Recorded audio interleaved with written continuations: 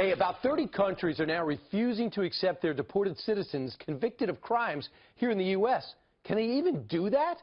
The answer, no, but it's still happening, and our next guest says it's time to do something about it. Joining us right now is Texas Congressman Henry Cuellar, a Democrat member of the House Appropriations Committee, and so much more. Congressman, what leverage do we have as a superpower to give these criminals back to their home countries?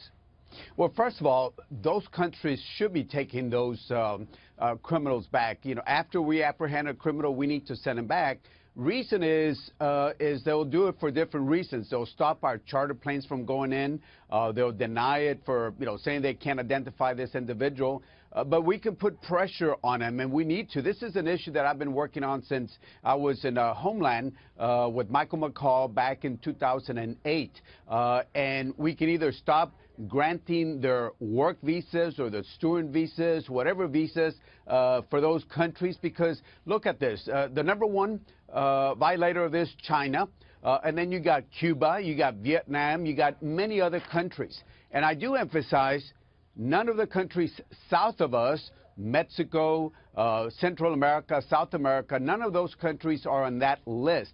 And actually that list has varied because Homeland will look at it. Right. It's now at 20 countries, but there's up to 62 other countries that are giving us a hard time. We just need to enforce the law that's been on the books for so many years. I mean, there's obviously trade depending on the country.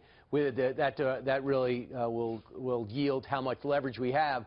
Congressman, in the big picture, if you want to do something towards these dreamers, these people taken here as young kids to stay here, those who break the law as illegal immigrants almost make it impossible. So are you joining with the president on that, making that scoop up the illegals who are convicted of crimes and getting them out?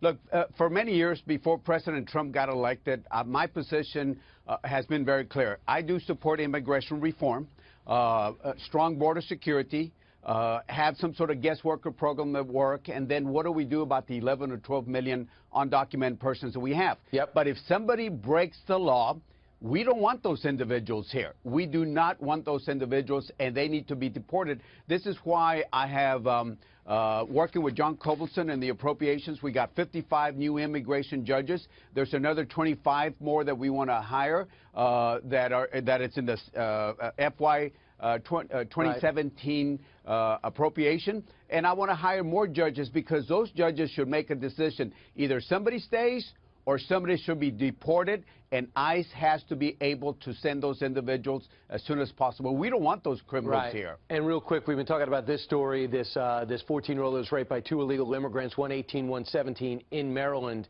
and one of which had a deportation, was supposed to have an appearance when he was scooped up in Texas and allowed to go. What would you like to see happen to them, and how much harder does that make your job when you talk about a path to citizenship?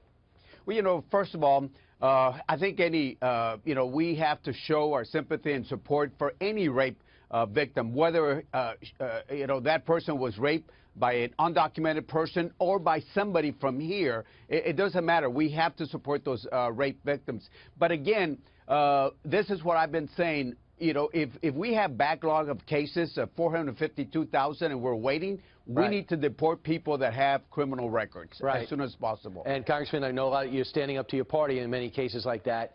Thanks so much for joining us this morning. Appreciate your insight. Thank you so much. And your hard work in this topic.